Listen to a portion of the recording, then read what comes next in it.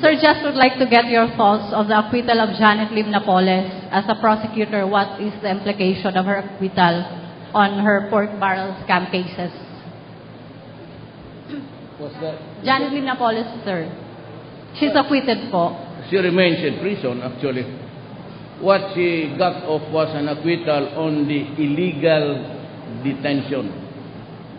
Maski ako talaga, as a former prosecutor, I cannot think of how a person could be a victim of being hostage when he had all the while, all the opportunity to go out and never come back, and was even allowed to go home. It was, I think, no offense intended, sadyang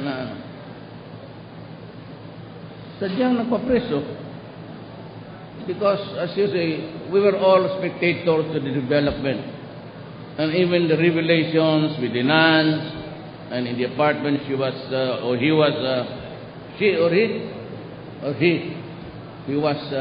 confined.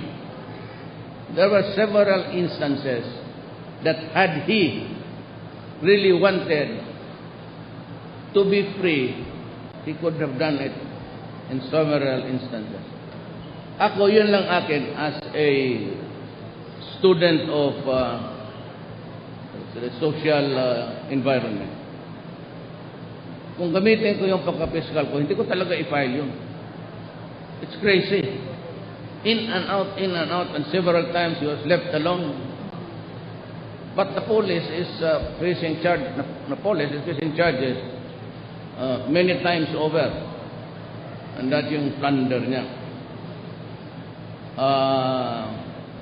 As to the question of whether or not she could be utilized as a state witness, there's a law which says that one of the requirements, at least she appears to be the least guilty. If you are a major player, I don't know if you can do it. You can be, the court maybe, it's up to the judge. It is the judge, the prosecutor, who would make the prayer by motion, and the judge will decide. And marami kasi, there is no other witness to prove your case. That's one. Second is that the proposed witness must appear to be the least guilty. So, if you are asking for an expanded explanation, it's just she appears to be the minimal player, not the major player in the commission of the crime. Kayo, sir, as a prosecutor, do you see her as the least guilty? No, it is pending in court. We lawyers are always advised never to comment, because lalo na ako president, I will be liable for contempt, and I might be arrested. And I am busy now with my job, disperse money for the Philippines, and I do not want to go to prison upon my return unless you are ready to liberate me. Sir, last question. There are speculations that there is a sweetheart deal between the government and Napoles, and then you have appointed Lani David as the BIR Deputy Commissioner, one of her lawyers. Is there such? But you have to understand lawyering. As we understand you, whatever you publish, trabaho lang po yan. We have to earn our keep. As a lawyer, when we accept a case, the only promise there is that we will do our best. But we will not corrupt the truth. That is the line that we have to be conscious of. Thank you, sir. Lawyering, ma'am, wala yan. Thank you, sir. Oh, see. Hi, sir. Yung CNN pala. Sir, the one-year appointment ban for the losing candidates in 2016 has already expired. Are you looking at appointing any of them now? Well, I just appointed in one day, parang ganon. I was thinking of many guys, but I remembered General Semato, who served above in the years when I was a congressman. He's a good officer, a true soldier, and I am impressed with this industry. Kaya naghanap ako ng tao, I reappointed him to be the special envoy to take care of the evacuation of Filipinos in the Middle East. And I remembered him to be truly a worker. He is a soldier. He will remain loyal to his oath. I can assure you that everything it would be all right, and the DNR is in safe hands.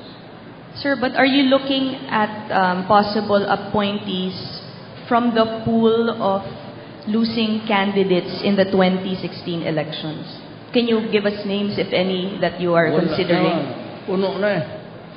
Right after the elections, you have to face the reality of utang na loob. So ilagay mo yan sila doon. But for the key positions, hindi kasali yan. So the guy that must be appointed that position must measure to the requirements of the public office.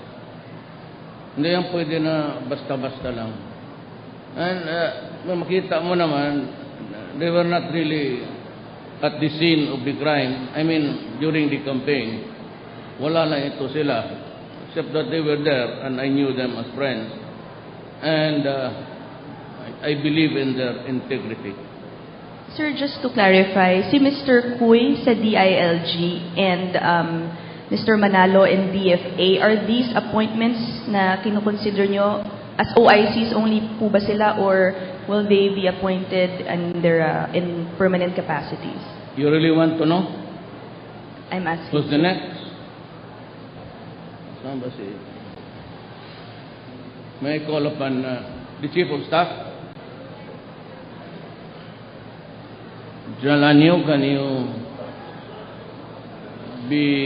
come forward and be counted as one of the Filipinos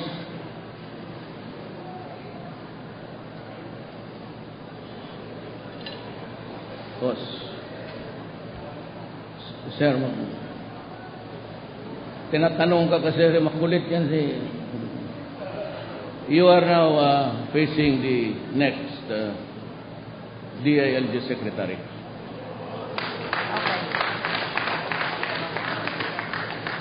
Kailangan ko kasi I have a problem with the police. And a military man, halos pareho-pareho lang yan ang, except that the police can really, mahirap ang police ngayon. I was reading, coming here, another spot report of 4 policemen again, kidnapping, putang na talaga ito mga police na to. So, you need somebody who knows the police by the fingertips, so isan. Kailangan yan, puro ano lang yan. And then, we have a problem with terrorism. What looms very big ahead is the IS. They are coming in. Bakbakad tayo sa Mindanao ngayon. As a matter of fact, I've been using the F-50A jets on bombing runs. And I'd like you to know that itong droga, wala itong katapusan. And if somebody there with the bleeding heart, drug is fueling the terrorism in the South. That's why we have a lot of promising drug lords there again. And Visayas is becoming Doon palanding eh. Kasi kung mag-kidnap pa sila, it's a burden. They have to, it's like ibagahe. Karga-karga pa nila ang victim nila. But ang droga, and they know that ang Pilipino gago. Some, but not all. Maski alam nila masisira sila, kakatok sila, may pumunta pa dito na doktor, umalis na ba? Buang na black na sinabi niya, ang shabu hindi daw makasira sa ulo. Kaya pala pumunta dito yung putang inang yun, sira ng ulo. At mag-a-announce dito. I was just listening to one of the stations and I heard the idiot, another idiot in this planet. Imagine saying that shabu cannot harm a person. Samantalang pagpapatayin mo nanay mo, pati tatay mo na yung guardian angel, nagbubulong sa iyo na. So he's retiring. I think it's really by May, June ka no?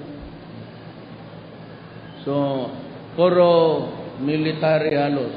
Si Roy, pati siya. May isang bakante pa, madagdagan ko pa ng isang military, kumpleto na yung hunta natin. Hindi na kayo sa magkudita. Nandiyan na kayo na. Pagod na ako.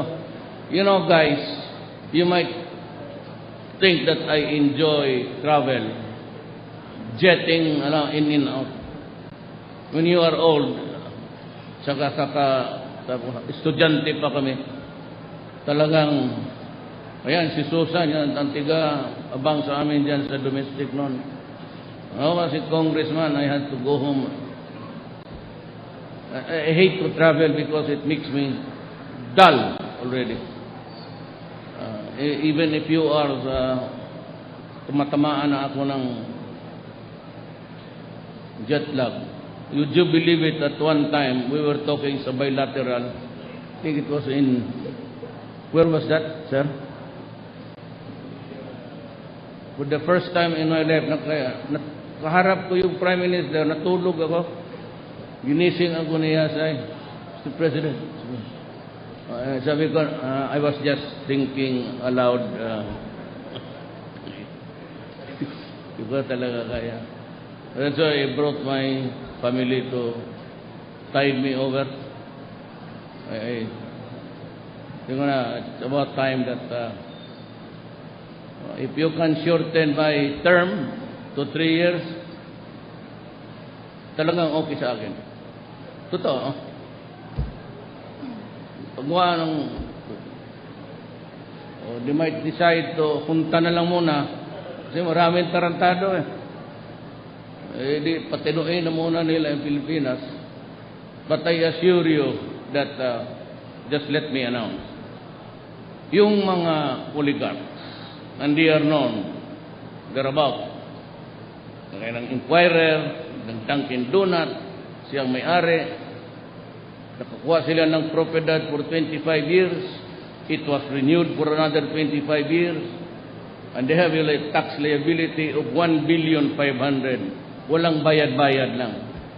And when you are editorialized, you are pictured to be the number one robber of this country.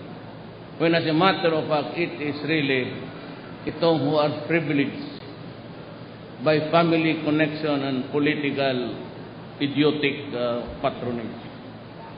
That is sa tatasanong binggan sa I will recover, and I am appealing to all Filipino, the oligarchs.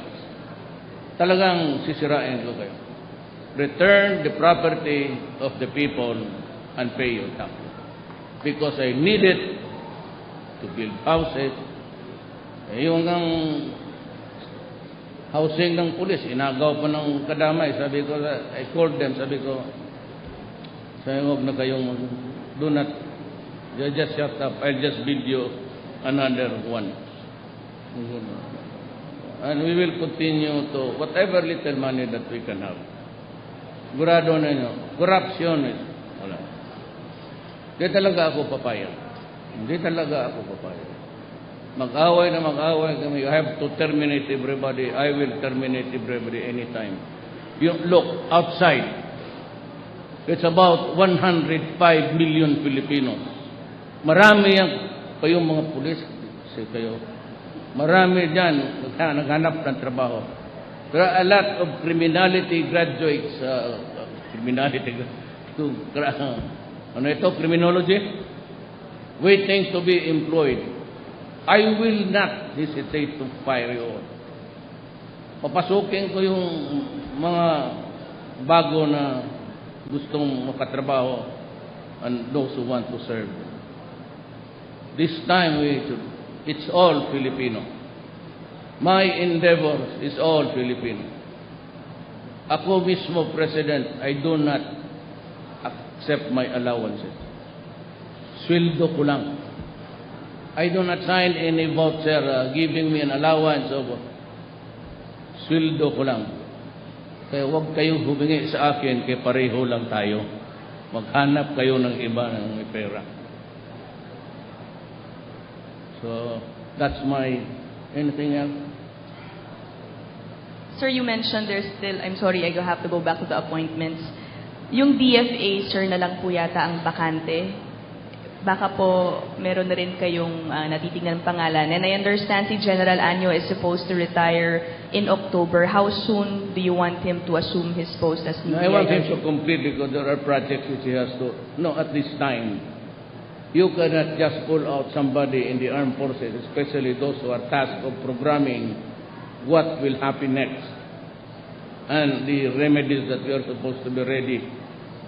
Dito sa DFA, I remember I signed an appointment just before I left my room, and I saw the name of Senator Cayetano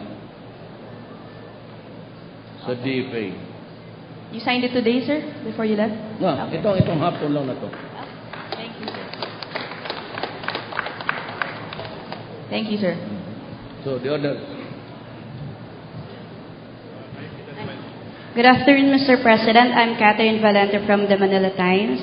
Sir, we'd just like to know what's your marching order to Acting Secretary of Environment, Mr. Roy Simato, particularly po on the issue of mining. You know, in a meeting, I was already having a cabinet meeting, and I remembered Simato was there in front of me. And also I remembered na de facto lang siya. So I cut the meeting because sabi ko, with your indulgence, sabi ko magtindig muna tayong lahat. And, sabi ko may kafgo dito sa kwarto natin. Hindi ito regular. It's just a kafgo. Tingin sila sino? Pero si Mato. Wala namang ranggo yan. Hindi pa na siya. Sabi ko, iswear na natin. And in this short response, sinabi ko lang, you know, we have been friends. There will never be a time that I will call you for any favor for anybody. All that I ask of you is just to be true to yourself, to be true to your country, and protect the environment. But remember, there is a mining law, and we cannot altogether banish it. Kasi may mining law, it has to be erased from the statute book. Otherwise, it has to be regulated, unallowed. Yan ang problema dyan. We want stricter measures. But there's the mining law. So what can we do? The law itself allows it. And if you just disregard it, that would be an impeachable offense. Sir, regarding to former Secretary Gina Lopez, are you inclined to give her another government post? Wala pa at this time. Wala pa. Okay, Hanap ako ng babae na madaldal.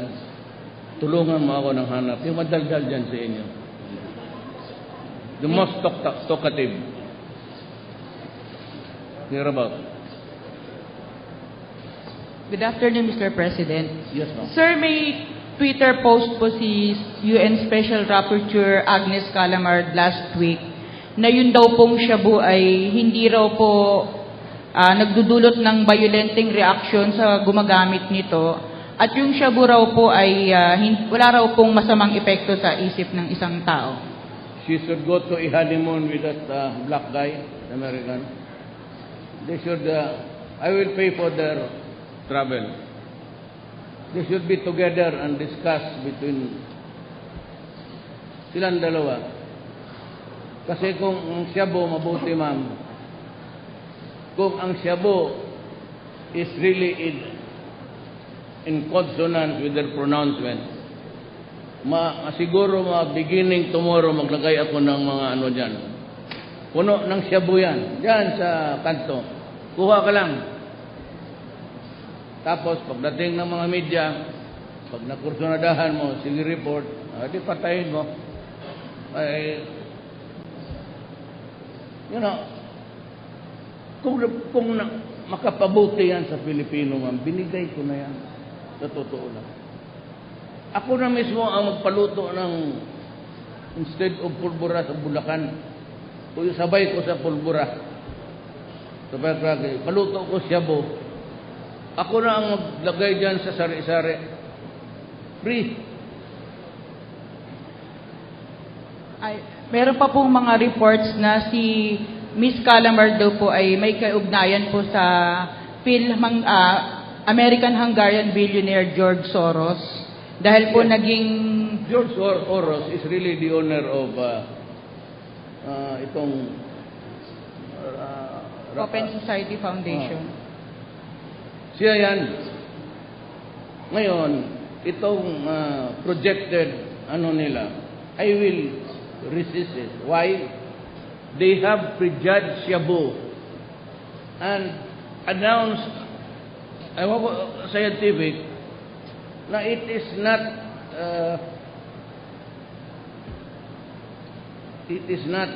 a virulent chemical. Pagka ganun, wala na tayong pag-usapan.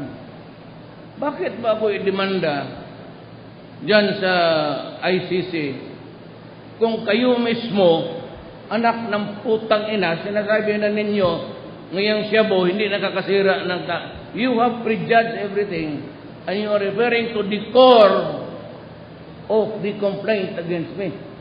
Why would I go there and hang myself? Sa pagpunta po ninyo sa Russia sa May 25 po, hihilingin niyo po kay President Vladimir Putin na hihingi po ba kayo ng payo kung paano po niya ginawa yung pagban ng Soros-funded NGOs sa kanilang bansa, katulad din po ng ginawa sa Hungary ni Prime Minister Viktor Orban? Yes. We are a little bit freewheeling on democracy dito. So, it would look bad really para tuloy may tinatago ka. Just let them in and let them have their time. Gaya ng black doctor, o tingnan mo anong pinagsasabihin ng ulol, na hindi daw, and as a matter of fact, it's an American forensic study that it strains the brain of a person. Hindi naman atin yun eh. And this guy, disagrees with his government and begins to talk here. And the tragedy, I have not heard there, na ang shabu para sa kanila, hindi cannot affect the mind of the human being. That's all bullshit to me. That is why I will not talk to them, because my experience until now, and 23 years ago when I became the mayor of Davao City, was always a lot of violence and killing because of shabu. Thank you po, sir. Sir, good afternoon. I have two questions. First, we see Madam Hanelet and Kitty are here. Magkakaroon po ba kayo ng R&R, bonding time with your family? Yes, because it's vacation time. And I said, I find it hard to, I have some medications to take. I do not want this nurses na police na pasok-pasok sa kwarto. So Hanelet is a nurse. and she can very well take care of me. I mean, I would rather have my wife giving the medications. Kasi, strangers, they go in and out. Alam mo, pala pag presidente ka, or yan, kukunan ka ng BP, basi wala kang sakit. Kukunan ka ng pulso, tapos lagyan ka na yung oxygenation meter, wala ka talagang nasa pasyente. Tapos susulat nila yan. Because they are required by law to do that. Kasi wala kang sakit, hanapan ka ng sakit para mamatay ka. That's the idea na magkasawa ka. Kakasawa ka sa... Sir? It's an extravagant attention. Just because you are president. Kung panahon mo na talaga. Hindi na madala yung blood pressure niya. When it's your time, it's your time. Sir, on another note, the U.S. Embassy issued another travel advisory to its citizens regarding reports na baka may kidnapping sa Palawan. Any assurance na... Well, we have spruced up the place, both physically and the strength of the security forces. My order to the security forces is to shoot them on sight.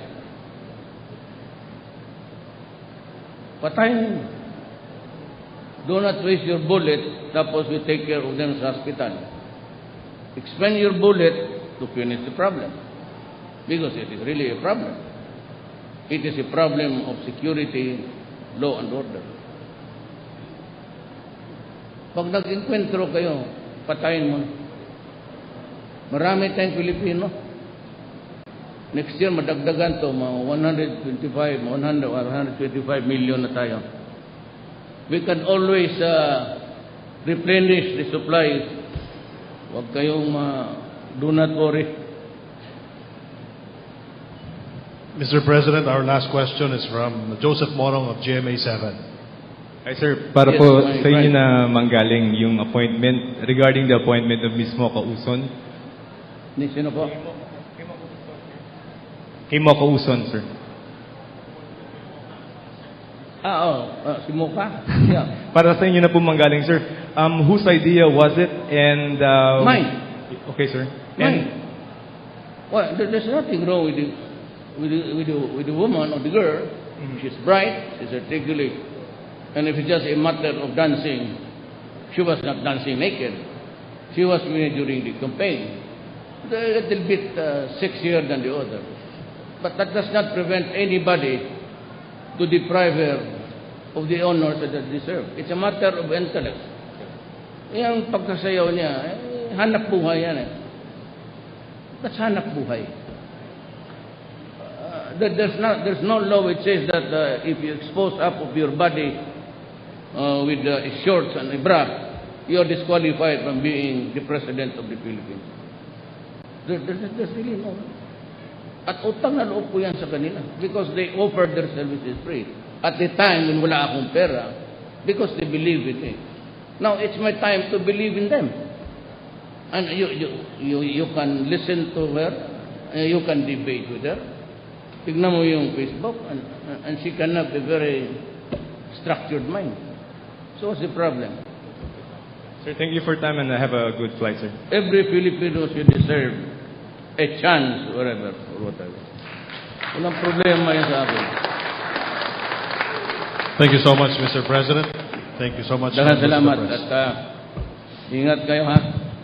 There's a committee to take care of you. It's Attorney Kitain, Roy Simato, and Justice Secretary Vic Aguirre. They would be the caretaker sa gobyerno. Huwag kayong there is Simato. He's very good. Salamat.